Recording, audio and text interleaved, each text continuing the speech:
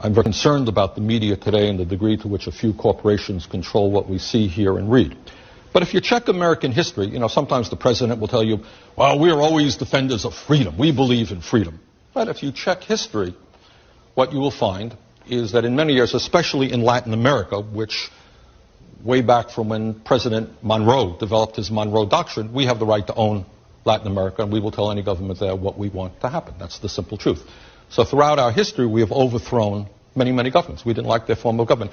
In the case of Chile, in 1973, what you had is an election in which a guy named Salvador Allende won the election. Problem is, Nixon and his friends didn't like him. Why?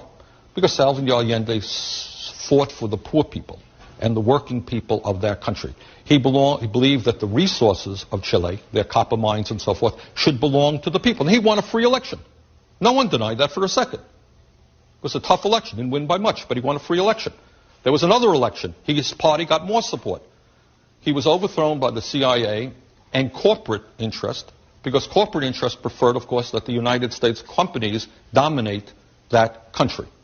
And a lot of what politics is about, going way, way back to the 19th century, through England, France, is the domination of colonies so that big companies in a given country can take the resources of those countries for their own use. So I think that's what happened, and it was a very unfortunate day in American history. Allende won in a democratic election, was popular, was overthrown, and eventually killed. And in his place, a guy named General Pinochet took place, ran that country with an iron fist, killed many, many people, but he was okay. He was a good guy. Why? Because he was a friend of corporate America.